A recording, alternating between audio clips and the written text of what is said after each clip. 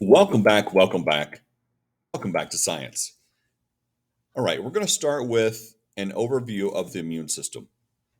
Chapter 16 is on the lymphatic system and immunity. Now we're starting to focus on immunity.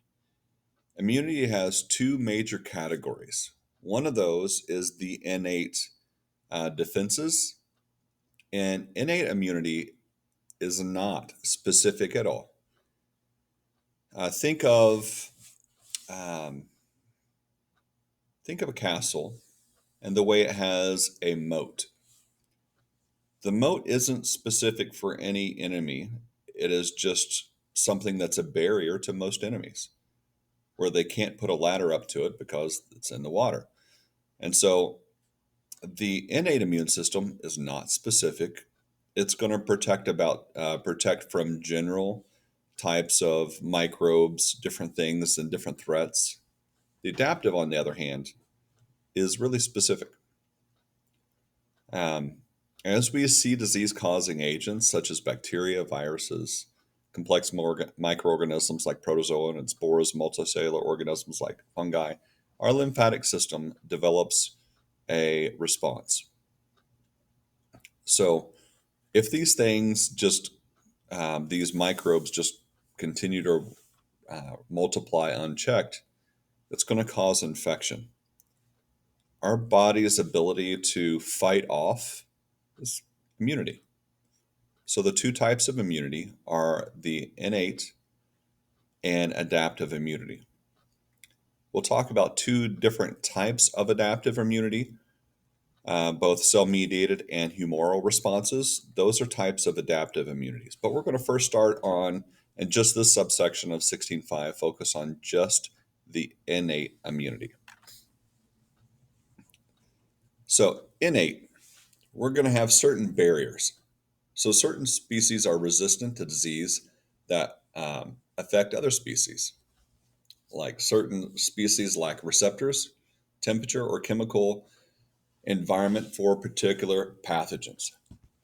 Our skin, like if you just licked your arm, you're going to find that your arm is going to be a little bit sour. And it has to do with a microbe that's there that's producing an acidic byproduct. That acidic byproduct is keeping a lot of things away. And plus, if we have normal bacterial flora on our body, that's just normal microbes, that's essentially all over our body. Even from the cleanest person, you have microbes all over you. You have 90 to 99% of the cells that you are actually the microbes that live on you. They're just smaller. So they're quite numerous to say the least. Our skin and our mucous membranes are going to form mechanical barriers. This is going to prevent the microbes from ever being able to um, take hold and get started. So our skin and mucous membranes are considered to be the first line of defense our body has against microbes. If you think of a burn patient is missing the skin, obviously, where the burns are, and they're very susceptible to infection. Matter of fact, if you've ever visited a burn patient, you know that to even be around them, there's going to be a barrier that protects them from anything that you carry in. Even the healthiest of versions of you can make them sick to even the point of death. So the first line of skin of defense is going to be skin and the mucous membranes that we have along our skin, like our sebum, our different fatty acid chains that are being released that are there on the top. The second line of defense is still going to be innate. Um, But just examples as the epidermis sloughs off our skin, you can scratch it and it kind of turns white. It's because that outer layer is dead cells.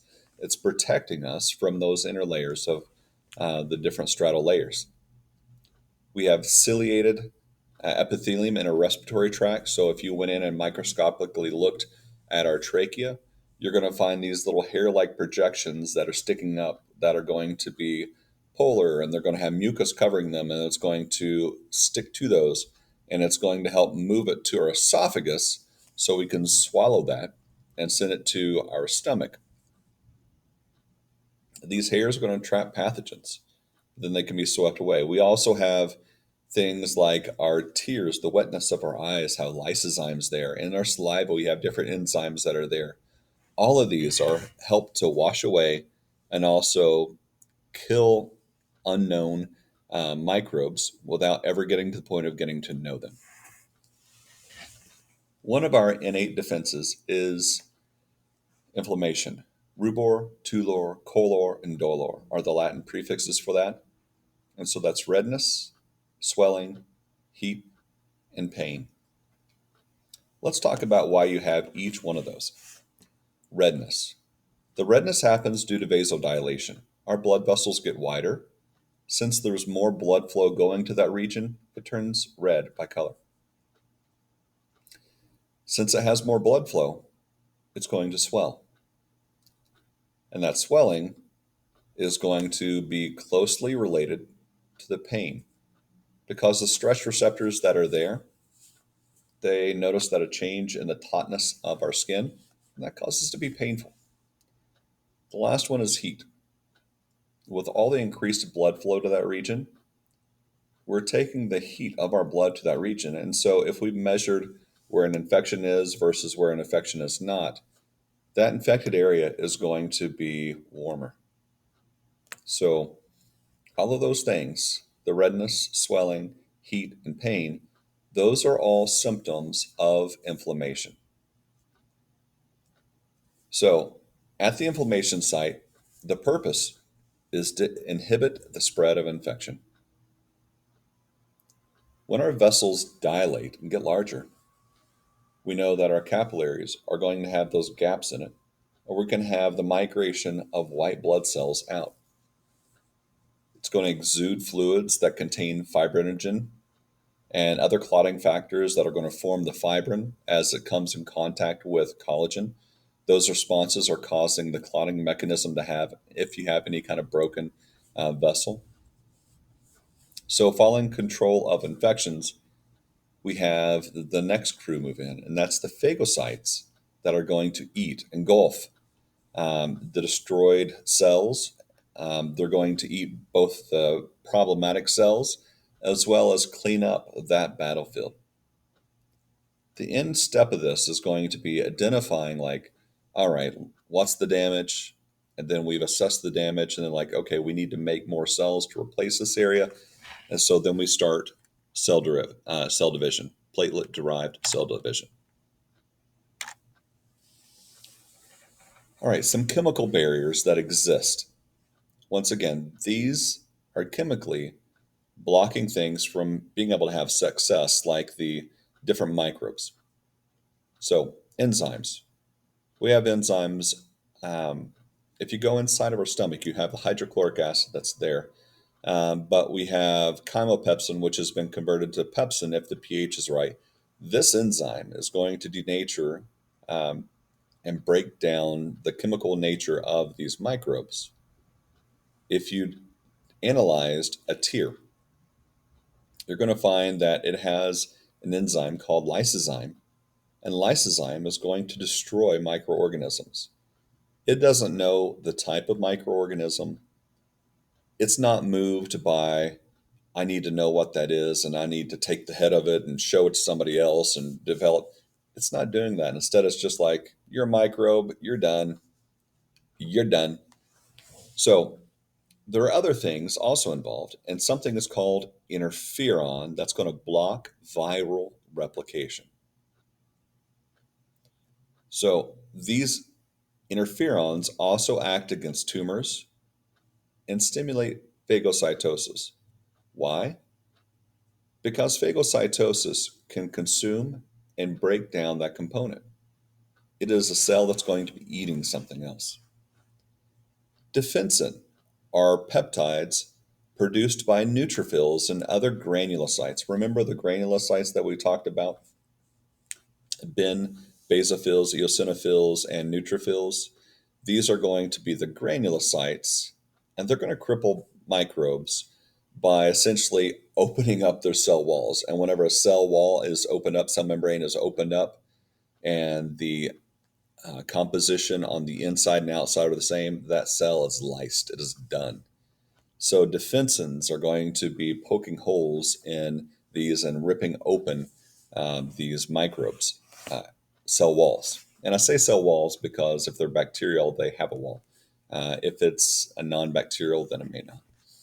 All right, collectins. Collectins are proteins that protect against many bacteria, yeast, and some viruses.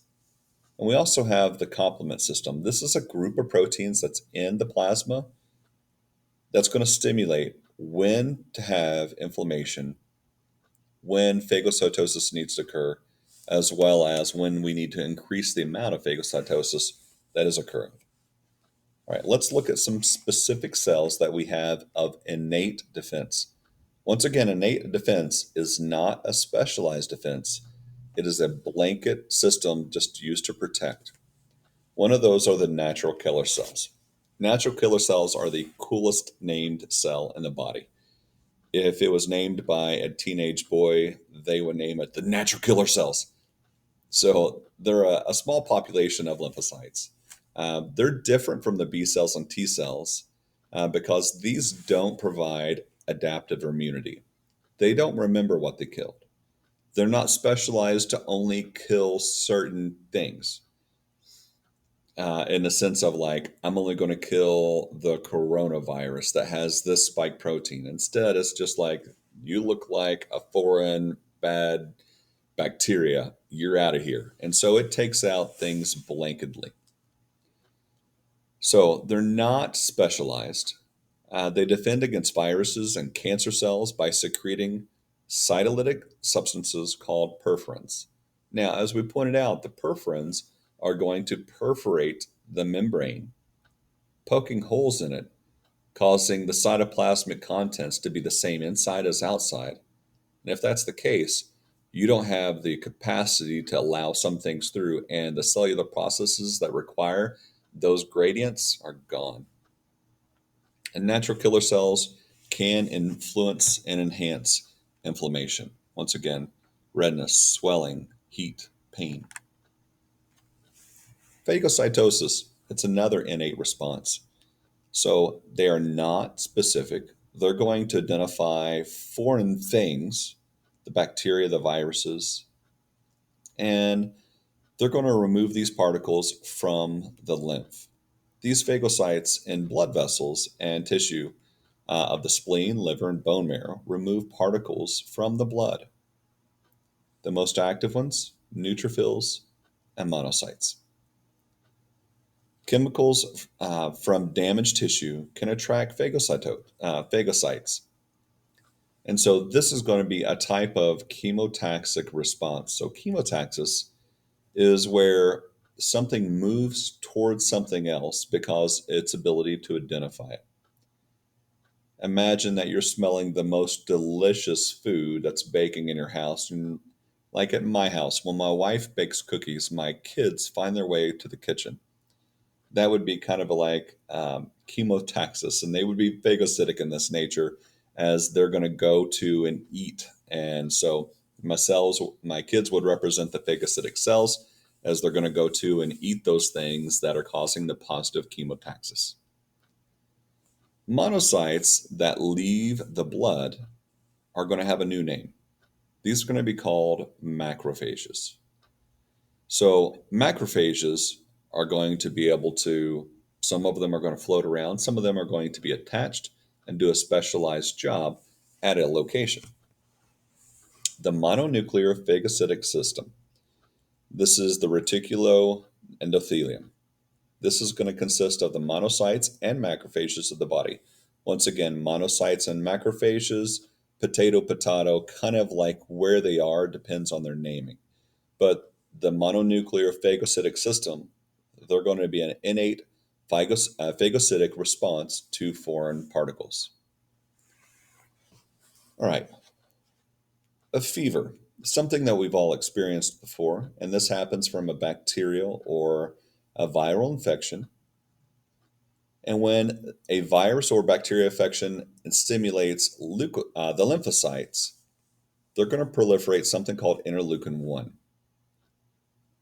Interleukin 1 is going to raise the thermoregulatory set point, essentially setting your normal thermostat at a higher point. Interleukin 1 is also called endogenous pyrogen, which in Latin breaks down to fire maker within. Yikes, what a name. All right, so the purpose of this interleukin 1 is to elevate the body temperature. Some microbes can't handle the high heat, and so it denatures their enzymes. Another thing that, due to the elevated heat, this high heat cue is going to tell the spleen and the liver to take all the iron it can that's in the blood. And so it's going to just sequester all of the iron it can. And why that's important is because the microbes that are trying to take hold and do life, they need iron. And for their normal metabolic activity, they need iron desperately. Since iron's not available, they can't reproduce. So by having a fever, it's going to trigger our liver and our spleen to sequester iron and hold it for a while. And it's going to allow for the microbes that are trying to replicate by binary fission, just getting to the point of, exponential growth. They can't do that. And so they're kind of halted there. And this can allow other immune cells to come in and deal with that limited population opposed to unlimited population. Let's say that you take um, the increased temperature also is going to stimulate other phagocytic activity. But let's say that you give something to your kid that's a fever reducer. Your kid's just not feeling so hot. You take actually they are. Your kid's feeling so hot, and so you decide to give them a fever reducer to try to bring down their fever. And you do. You've done so much disservice to your immune system. This gives that microbe a longer amount of time to survive and thrive. Sure, we're developing an immune response. That's happening, whether you give the fever reducer or not. But if you give that fever reducer, then ultimately you can't have the lymphocytes that's going to cause the release of the interleukin 1 that's going to cause that thermoregulatory set point to change.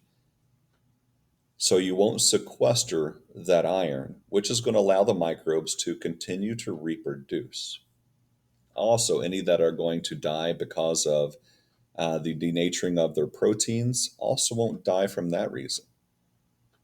So a fever reducer is like the best thing for that microbe because it allows it to live longer and get more numerous. And so I'm not a fan of fever reducers. And sure, it helps the kid feel better. But if you can feel crummy for a little bit and be fine, or be off as that microbe continues to take base, just develop a more secure foundation, you get the idea that you probably would rather just to let's run the fever. Matter of fact, if you talk to your grandmother or great grandmother, she would probably say things like starve a cold, and with a fever, sweat it out. Sweating out a fever is a great thing. I'm sure you're miserable for a little bit, but that fever is a wonderful thing. There are cellular activities of your immune system, your innate defenses that are going to be the releasing of that interleukin 1 that's going to cause the liver and the spleen to do its sequestering. It's huge in limiting microbial population growth. So it's an important thing to let the fever run its course. So I know that kids don't feel good immediately, but they will be healthier long term. There are always exceptions before you put me out on some social media something. But this is something that just something to consider whenever you're reaching to the fever reducer. Make that decision. Have that check like, should I or shouldn't I? In this situation, is it the right call? Is it the wrong call? So here are the types of innate defenses, and we went through those. All right, guys. Next, we're going to dive into the depths of the adaptive immune response, the hairy stuff. All right, I look forward to seeing you then. So long.